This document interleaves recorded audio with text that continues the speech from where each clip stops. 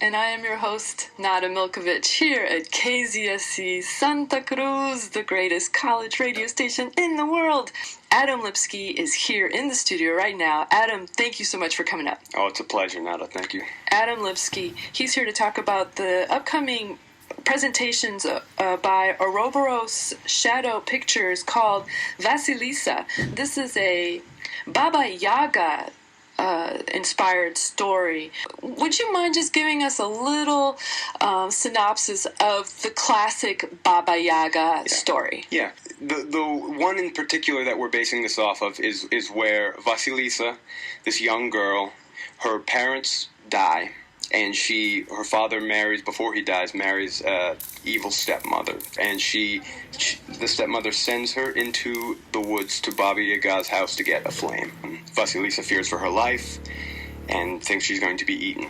But because this is what Baba Yaga does. This is what Baba Yaga does. She likes to eat children. She eats children. That because Vasilisa is pure of heart, that Baba Yaga cannot touch her.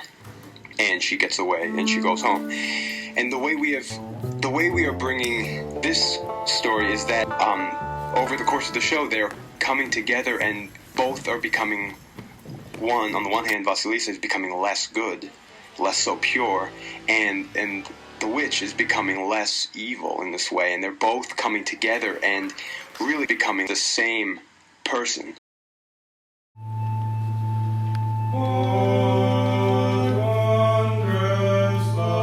Okay, so let's just talk about that for a second. So it's a shadow picture show. The important thing to understand about this show is that it's not a puppet show.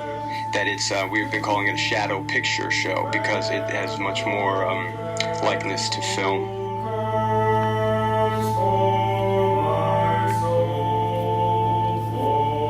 This is by far the largest thing we've tried to do to date. Last week, we released a pretty epic podcast, so we're going to keep it a little simpler this week. We're currently in Victoria, BC. So we're going to start with Adam Lipsky here. Can you tell us a bit more about your project? Yeah, absolutely.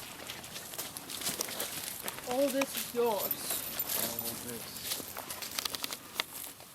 Me and Elisa Javits, who's sitting right next to me here, we had been doing shadow pictures, shadow stuff at all for about a year at this point now. So we were doing very small scale things. The pieces we had done before this had been much more abstract.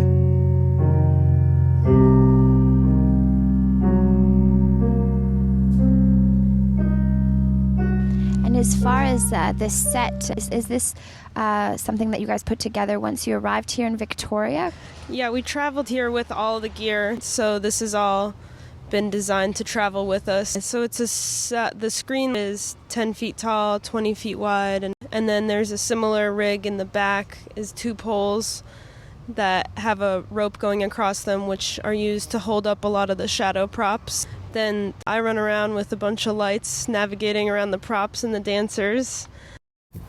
Yeah, I'm swapping things out, and then I also preset a lot of the set backstage, so there are props and things kind of hung up in a certain order, and I sort of move between them.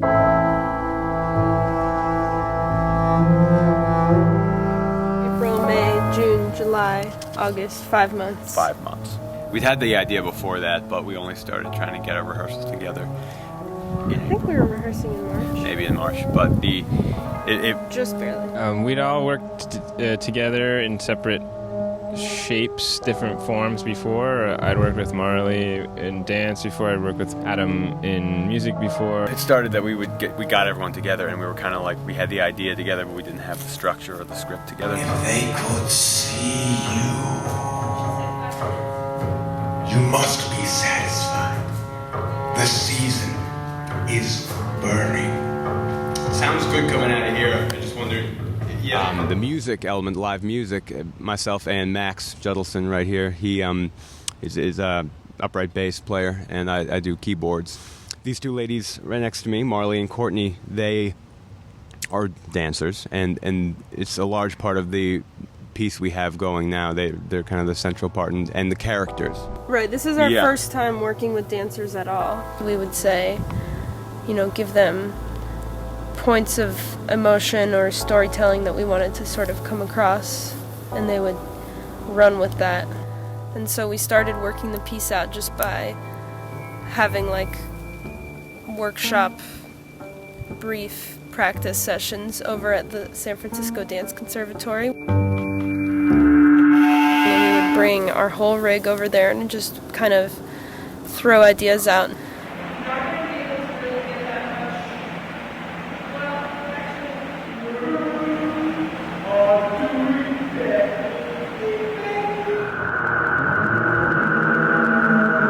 With shadows as a dimension in dance is totally new for me. To play with how your shadows can actually become one and then split again. These tricks of like, we do some things where our hands go to touch, but behind the screen we have 4 feet between us.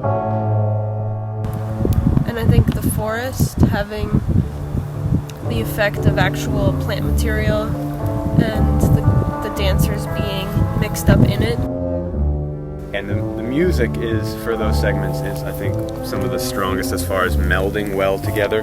Max uses a loop pedal to loop this one bass part, and then I do this kind of twangy, sustained part that doesn't really resolve on the keyboard. And on top of that, he is playing these bowed lines that are more drawn out. So we have a very rhythmic thing on the loop pedal, a more kind of sparse, unresolving thing on the keyboard, and then these long tones on the bass.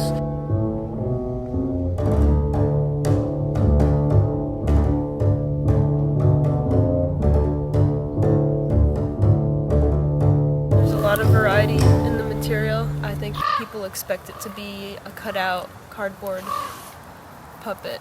A lot of the materials aren't that, and getting the 3D effect often comes from actually just using a three-dimensional object that represents what you're trying to use. Like that when she enters the witch's house, and that's got the 3D kind of effect of the intricately cut out walls, and it's creating the feeling like you're using a camera zooming in through the rooms and looking out the windows and at the details on the walls. There are piles of bones and antlers and skulls and some plant life, and that's kind of just to represent and touch on Baba Yaga being a symbol of natural power. The first time we come across Baba Yaga, she's a big blob of the two of us under a larger sheet, and then she sort of develops from there into Marley by herself with the sheet over her head. She's this sort of ambiguous, dark creature with her hands as the only articulate part of her body, really. Who is that? Who is so kind to visit a simple old woman? Yeah, one of my favorite parts is when the girl has gone to sleep and she's sort of falling asleep and transcending into that dream space, and they do some beautiful movement while laying flat, and then I'm moving around this kind of abstracted sky and space over them. The piece of plastic is flat and I shine the light onto it, and then the light bounces off of the wrinkled plastic onto the screen, and it's those wrinkles and scratches that are actually reflecting onto it. And actually when it just opens up and closes down on them is my favorite part, as it sort of becomes more intricate and dark and they get tucked in by the light.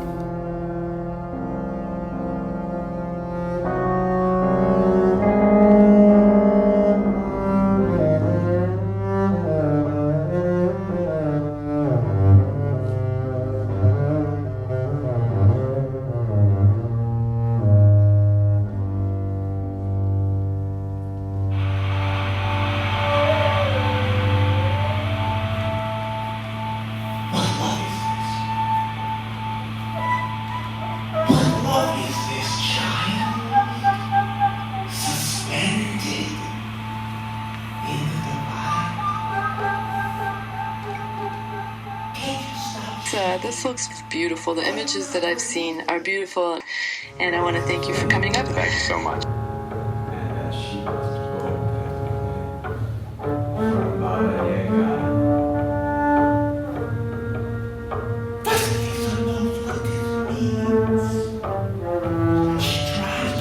It's something, you know. It's hard to tell what it is, and it's been really interesting getting people's responses. People have been very receptive here.